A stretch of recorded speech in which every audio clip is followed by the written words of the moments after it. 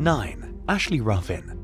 In September 2021, a 30-year-old mother of 4 from Florida named Ashley Ruffin was accused of helping her son and one of his friends beat up one of their classmates. According to the police, she held the victim in a headlock while the 2 other boys assaulted him. Following her arrest for felony battery and abuse, Ruffin vocally advocated for her innocence, claiming that the incident occurred a week after her son was attacked by the victim. Her husband posted footage of the previous fight on social media, which seemed to corroborate Ruffin's version of events. The police said that they didn't know about the prior attack on Ruffin's son, and in light of the new findings, prosecutors dropped the felony charges and slapped her with a misdemeanor battery charge instead, which was also eventually dismissed. Ruffin made news headlines again about a year later when she was nabbed on a felony charge for selling cocaine. The arrest came following an undercover investigation by the Flagler County Sheriff's Office.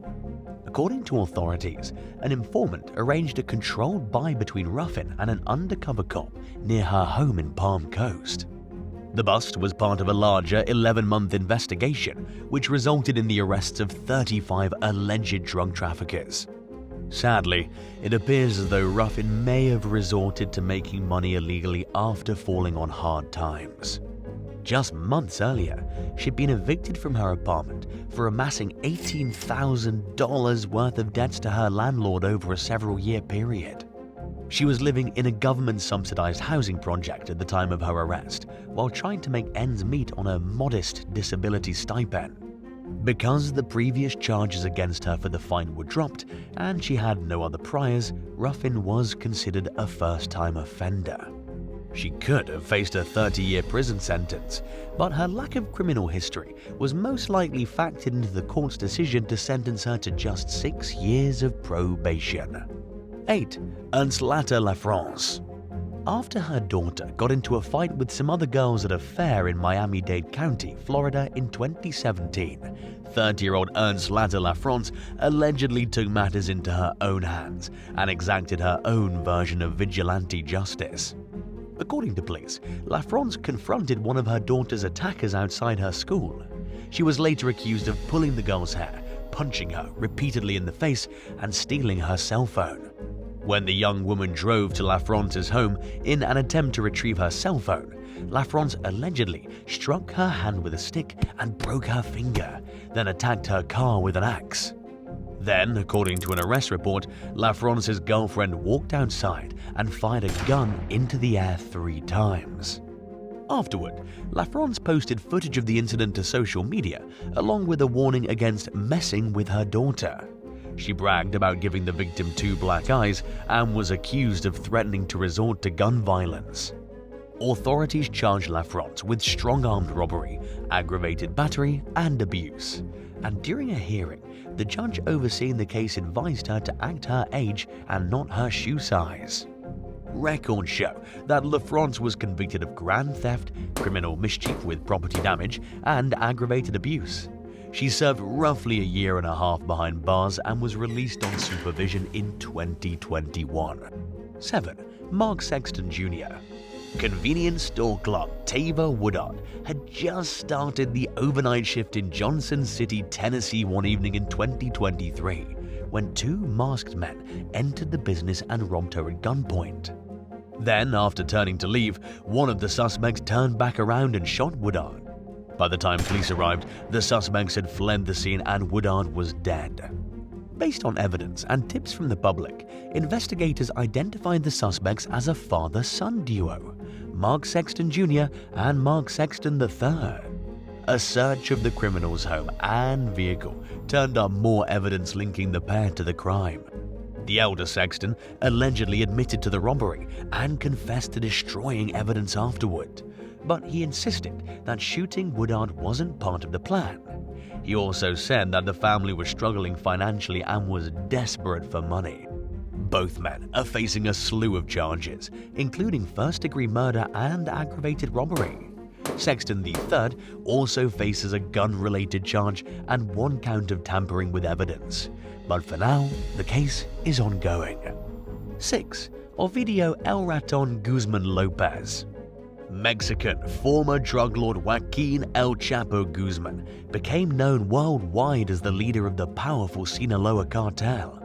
He was extradited to the United States in 2017 to face a slew of federal charges for his crimes, after infamously escaping twice from high-security prisons in Mexico. And in early 2019, he was found guilty of drug trafficking with intent to distribute, conspiracy association, organized crime against health, and money laundering. But that wasn't all. He was also found guilty of homicide, illegal possession of firearms, kidnapping, and murder. Guzman was sentenced to life in prison plus 30 years, leaving his lucrative cartel with an uncertain future. He's currently serving his time at ADX Florence, the country's most secure supermax prison, where inmates spend at least 23 hours a day in solitary confinement. It's not the type of prison where an inmate can run an outside operation from within like it previously done in Mexico. Some of Guzman's previous responsibilities were inherited by his son, Ovidio El Raton Guzman Lopez, who quickly became a wanted man among both US and Mexican authorities. According to the US Department of State, Guzman Lopez and his brothers became leading members of the Sinaloa cartel following their father's arrest. He allegedly played a major role in the manufacture and trafficking of methamphetamine, fentanyl, and cocaine into the United States. Guzman Lopez was briefly taken into custody in 2019, but he was released hours later to prevent continued bloodshed after his arrest sparked massive cartel gun violence in the city of Culiacan. He was arrested again in early 2023 following a violent gunfight with federal agents in Culiacan's Jesus Maria district. Witnesses later described seeing a convoy of police and military vehicles and 2 helicopters descend on the property during the pre-dawn hours. Much like the aftermath of Guzman Lopez's 2019 arrest, widespread violence broke out in Culiacan. Cartel members carjacked trucks and set them on fire, blocked highway exits, and fired guns, prompting the Sinaloa government to issue a shelter-in-place order to civilians. But the authorities didn't let the violence deter them from keeping Guzman Lopez in custody, and in September 2023, he was extradited to the United States to face drug trafficking charges. His case is ongoing, but it's likely safe to assume that he'll be slapped with a substantial amount of prison time for carrying on his father's business. 3 of Joaquin's El Chapo Guzman's other sons are currently wanted in the United States for their roles in running the cartel, which has plagued the Sinaloa state with deadly violence for decades amid an ongoing war with law enforcement.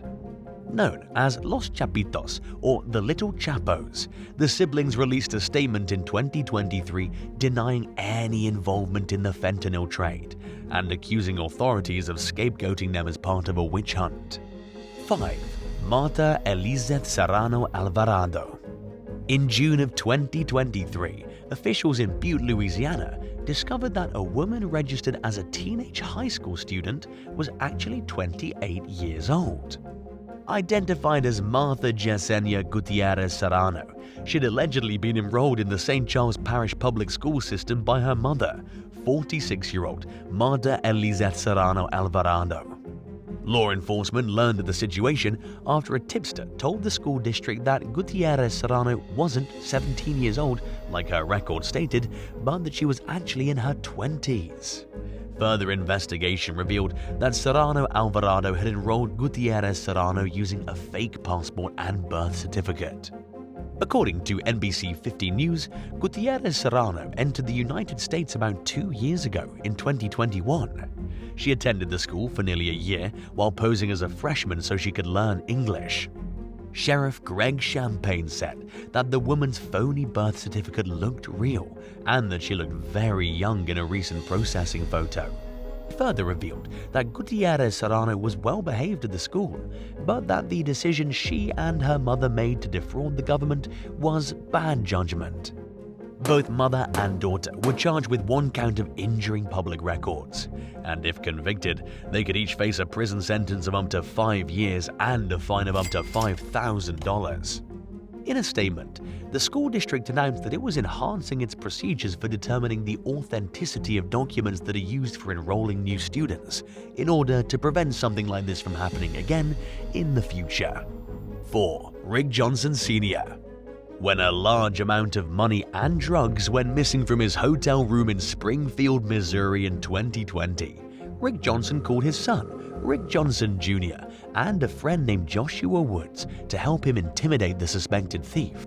The three men drove over to the apartment building where they believed the person lived in hopes of recovering the stolen property. Rick Jr. and Woods knocked on the door where they believed the thief lived, but the person who answered told the men that the person they were looking for wasn't there and that they had the wrong apartment. Moments after shutting the door, the resident heard another, much louder knock. So he grabbed his gun while everyone else inside the home hid, dialed 911, and then returned to the door, where he found the same two men brandishing an assault rifle. The victim fired 2 rounds as the suspects tried forcing their way inside. Rick Jr. fled the scene with his father, while Woods was left to die in a parking lot from a gunshot wound. The victim of the home invasion who fired the fatal shot was cleared of any wrongdoing. Under Missouri law, however, a person can be held accountable if their accomplice dies in the commission of a crime. Consequently, Rick Sr. and Rick Jr. were both convicted of second-degree murder and were handed prison sentences of 12 and 15 years. 3. Jennifer Fletcher. The deadly drug fentanyl is responsible for an alarming number of deaths amid America's ongoing opioid epidemic. It's 50 to 100 times more potent than heroin, and it takes just a tiny amount of the drug to kill someone. So, it's not surprising that authorities across the country are taking the fentanyl trade very seriously. Law enforcement in Paintsville, Kentucky made an unexpected bust in early August 2023 after a mother discovered a bag of brown powder in her son's possession and called the police. An officer was directed to a local motel where 43-year-old Jennifer Fletcher and her 19-year-old daughter, Irica Fletcher, were staying together. According to a police report, Irica Fletcher answered the door and told the responding officer that she couldn't let them inside to search because the room was in her mother's name. Jennifer Fletcher allegedly said that there was no contraband in the room and gave police permission to search it.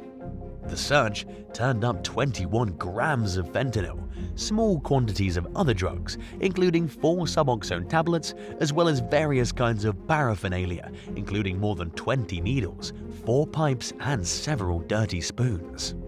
The suspects allegedly told the officer that Irica used the drugs but didn't sell them. Both women were charged with 1 count each of trafficking, possession of drug paraphernalia, possession of a prescription-controlled substance not in the proper container, and illegal drug possession. 2. Marcos Adan Cruz. A young Kansas man's future was forever changed in early 2016 when he made the fateful decision to try outrunning a state highway patrol trooper.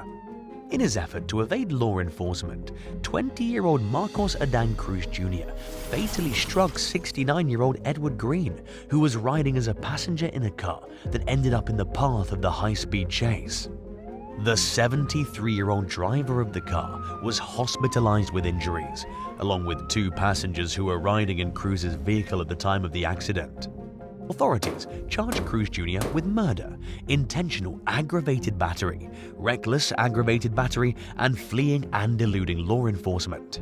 Following his arrest, local station KSNT published an article questioning whether Cruz Jr. was following in the footsteps of his father, Marcos Adan Cruz Sr., who was serving time at a maximum security prison for second-degree murder and aggravated robbery convictions. Cruz Sr. was just a year older than his son when he was arrested 15 years earlier in connection with the death of a young man named Jose Luis Gomez.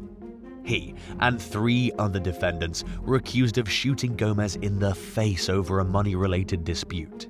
And as part of a plea deal, Cruz Sr. admitted to a reduced second-degree murder charge along with 1 count of aggravated robbery. By the time his son was arrested for murder, he'd already accrued 79 disciplinary reports and had a lengthy history of being in and out of the prison system's mental health facilities. Much like his father, Cruz Jr. pleaded guilty to a reduced second-degree murder charge. He also pleaded guilty to intentional aggravated battery, reckless aggravated battery, and fleeing and eluding. The court sentenced him to 20 years in prison and banned him from appealing for a lighter sentence as part of a plea deal. And now for number 1. But if you want to hear more bizarre and crazy stories, stay tuned after the video for some more content. 1. Jennifer Gregory. In late September 2023, police were called to a high school in Great Falls, South Carolina, in response to reports of a fight in a bathroom. As soon as deputies got the fight under control, the school was put on lockdown due to an unauthorized person entering the premises. According to a report, 3 men jumped a perimeter fence onto the property, and one of them, later identified as 20-year-old Jamal Jackson, entered the building. 3 people were initially charged in connection with the fight and the unauthorized entry into the school, including Jackson, 23-year-old Montravius Easley, and 29-year-old Joseph Caldwell. As a result, they were all charged with assault by mob, criminal conspiracy, and disturbing schools. Following further investigation, authorities arrested an 18-year-old student named Ashley Gregory for her alleged involvement in the fight. Her mother, 45-year-old Jennifer Gregory, allegedly entered the room, went into the bathroom, and joined the brawl. Ashley Gregory was charged with assault by mob, while Jennifer Gregory faces charges of assault by mob and disturbing schools. 9. Neeve Corgan. In 2016, a 29-year-old British midwife named Neeve Corgan was thrown from a rickshaw while riding along a bumpy road in Phuket, Thailand, during a trip with her fiancé. Her partner, Paul Fortuna, tried to grab her but was unable to. She went flying into the air and hit her head when she landed on the ground. It was the first night of what was later described as Corrigan's dream vacation. The couple had traveled to Thailand for a friend's wedding and were riding the tuk-tuk through a mountainous area on the way back to their hotel after a night out. They were going no more than 25 miles per hour when the vehicle hit a bump. It happened while Corrigan was trying to maneuver to sit next to her partner. She'd started to suffer from motion sickness and wanted Fortuna to comfort her. Sadly, the short-lived vacation ended in tragedy. After Corrigan flew out of the rickshaw, Fortuna rushed over and tried to revive her, but his efforts were futile. Unfortunately, she couldn't be saved. An inquest ruled Corrigan's death an accident. 8. Desir Gibbon. Something went horribly wrong for 26-year-old aspiring model and filmmaker Desir Gibbon during a visit to Jamaica in 2017. She was just days away from returning to Queens, New York, when she was found dead on a roadside with her throat slashed near the town of Anchovy. Gibbon had traveled to Jamaica to earn some money for school, working at a resort. She was also scouting potential musicians for a friend's record label. The ambitious young woman loved learning about other cultures and meeting new people, and from what her family could tell, she was enjoying her experience in the country to the fullest.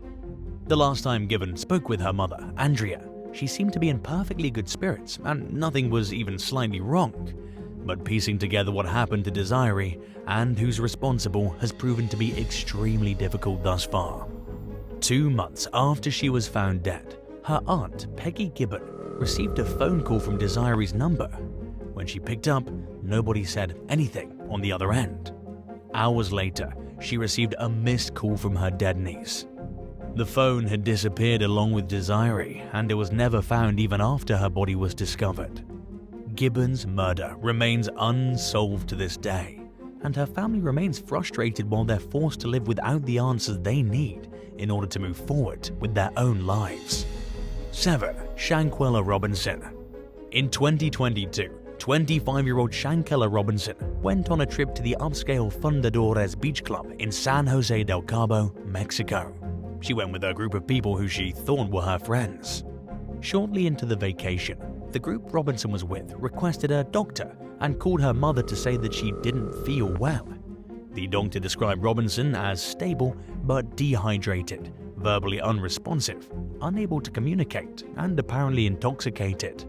Her travel companions told the doctor that she consumed a lot of alcohol. They insisted that she be treated in the resort room, despite the doctor's recommendation that she be taken to a hospital. The doctor attempted to start an IV on Robinson, whose conditions continued to worsen over the next hour. She suffered a seizure and lost control of her bowels, at which point an ambulance was called. Robinson stopped breathing. Her pulse dropped and she suffered from cardiac arrest. Paramedics were unable to revive her despite their best efforts. At first, authorities treated her death as the tragic consequence of alcohol poisoning, but an autopsy found that Robinson died from a severe spinal cord injury and from the skull being separated from the neck. When her travel companions returned to the US with what seemed like conflicting and constantly changing versions of what happened, Robinson's family began to suspect that she was murdered. The US Department of State was initially reluctant to investigate, citing that there was no evidence of foul play. But persistence seems to be paying off, especially after horrifying footage of Robinson being attacked surfaced on social media. Mexican authorities and the FBI are both investigating the disturbing suspicious death that abruptly ended Robinson's trip. So far, nobody's been officially charged, but Robinson's loved ones plan to continue making their voices heard, along with the outcries of activists who are determined to see justice for Shanella. 6. Tia and Daniel Farthing. You've probably heard of people using the excuse that their dog ate their homework, but it was probably a first for customs officers who discovered that a British couple's dog had eaten one of their passports. It happened in 2018 when Tia and Daniel Farthing flew 16 hours to Bali for their first wedding anniversary. They'd painstakingly saved $5,000 for their dream vacation, only to be turned away at the Indonesian border because their dog had chewed a corner of Daniel's passport. Speaking to the Mirror, the couple said the passport was bitten when their Labrador Retriever was just a puppy. They raised the issue with UK border agents, who said that they shouldn't have any problems at their destination, since all of Daniel's necessary details were still visible. Unfortunately, the agents were wrong. The couple ran into even more trouble on their way back to England when Daniel was detained in Singapore for 7 hours during a layover. In the meantime, Tia racked up a nearly $300 phone bill contacting relatives about their crisis. To make matters even worse, the pair never got back the $5,000 they spent on the trip they were never allowed to go on. Thankfully, generous donors came to the rescue and helped Daniel and Tia save for a new trip through a crowdfunding campaign. 5. Quashon Burton. Quashon Burton spent nearly a year on the run as a fugitive out of New York City before he was caught living it up at Disney World in Orlando, Florida. He was finally apprehended in late 2022 when a federal officer working his case spotted him at the amusement park. Burton was accused of fraudulently obtaining COVID-19 related financial benefits from the government when he fled from his Brooklyn home about a year earlier. In a shocking twist of irony, Federal Postal Inspector Jeff Andre just happened to be spending time at Disney's Animal Kingdom when he recognized Burton based on a unique tattoo on his neck. According to prosecutors, the alleged fraudster used at least 4 people's identities without their knowledge or permission to obtain forgivable loans that were meant for businesses that were struggling during the pandemic. Burton allegedly stole around $150,000 in funds he wasn't truly entitled to. He's also accused of using multiple identities during his time on the lam. Andre called the local sheriff's office, and deputies confronted Burton about an hour later while he waited at a bus stop with 2 relatives. He refused to show them his ID and resisted arrest, but was ultimately subdued and apprehended. His identity was confirmed through fingerprints, and he continued to refuse to admit who he was. But there was nothing he could do to avoid facing the allegations against him, and his vacation from law enforcement came to an abrupt end. 4. Yan Wan. In 2013, Yan Wan made plans to travel from Edmonton, Alberta, Canada, to Cuba with her 67-year-old father, Xiaoping Yuan, and her 2 young children. The day before the trip, she checked in for their flights and printed their boarding passes. Despite being completely prepared, the family ran into unexpected issues in the boarding line. According to an agent, Yan and her children were fine to travel because they were Canadian passport holders, but her father was not allowed to fly because he was a Chinese passport holder and needed a special visa. After meticulously researching the requirements for the long-anticipated vacation and reading that her father's passport was acceptable, Yan was shocked by what the agent was telling her. In fact, one of the main reasons she chose to travel to Cuba was because it's one of the few countries where her father wouldn't need a visa. She was looking forward to the all-inclusive trip, which she thought would be a nice break for her and a reward for her father, according to CBC News. Yan felt like he deserved the trip after all the sacrifices he made so his daughter could start a new life in Canada, including staying behind in China and caring for his aging wife while traveling every year to visit Yan and her kids. Sadly, Yan was left with two choices: cancel the trip or go on the vacation and leave her father behind. It was a tough decision, but she called a friend to come and get her dad from the airport, while she and her children proceeded onward to Cuba. Meanwhile, Air Canada sold her father's ticket to another passenger. As it turned out, the airline made a mistake by not allowing Mr. Wan to fly, but instead of apologizing for their error, they apologized that he was unable to travel. The company also refused to refund the family for the unused ticket, claiming that it made a mistake in good faith. Unfortunately, the Canadian Transportation Agency agreed, and also pointed out that airlines have a right to set their own rules regarding who's allowed to travel. 3. Michaela and Mike Kennedy. British couple Mike and Michaela Kennedy were traveling in northern Spain in 2022 when they decided to book an Airbnb in the small town of Zaralejo. In the booking photos, the place looked both clean and comfortable. It also appeared to be conveniently located and surrounded by a lush, well-manicured lawn. But the pair arrived to find that the home was more or less the exact opposite of how it was advertised. It was dirty, run down, overgrown, neglected, and the interior was covered with dead flies. While staying there was the last thing they wanted to do, Mike and Michaela had nowhere else to go. So they decided to clean up the house and make the most of their 3-day stay. After spending most of the first day cleaning up insects, the Kennedys had an impromptu romp on the living room sofa. It was probably a nice break from the seemingly endless problems they'd encountered, and which would continue later that night when a loud bathroom pump woke them up repeatedly and kept them awake. The couple was horrified the next morning when they discovered a camera on the living room wall facing straight toward the sofa where they had their lovemaking session the day before. It most likely captured every moment of the very private interaction, and at that point Mike and Michaela were too angry to continue their stay any longer. Before they left, they complained to the property owner about the dead flies and some of the other problems they experienced. But they didn't want the owner to know that they knew about the camera, so they didn't mention it and they filed a complaint directly with Airbnb instead. The owner allegedly told them that flies are something people should expect when they stay in the countryside. Meanwhile, Airbnb fully refunded the couple and suspended the host pending the outcome of an ongoing investigation. 2. Megan Stevens. What was supposed to be a dream vacation for 32-year-old Megan Stevens and her boyfriend turned out to be nothing short of a complete nightmare when, to put it mildly, things didn't go exactly as planned. The couple were planning to travel from New Zealand to France just before Christmas in late 2022. And while the first leg of their journey from Auckland to Sydney went by uneventfully and without issues, things started to go wrong during their second flight. The plane was forced to make a 5-hour medical diversion, causing the pair to miss the rest of their connecting flights. It took an extra day and a half, but Megan and her boyfriend eventually arrived in Paris. Hoping their problems were over, they vowed to focus on enjoying the vacation.